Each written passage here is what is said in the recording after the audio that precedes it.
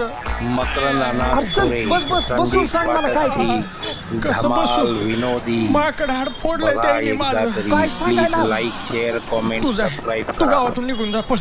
एक काम कर, हे पावती पुस्तक आणि हे कॅशियरला देतो तेवढं, मी जातो गावी. अरे हे ठेव तुझ्याकडे. त्याला जर कळलं ना की तुम्हाला भेटला होतास तर परत झोड पिते मला. आणि माझी बायको विधवा होईल.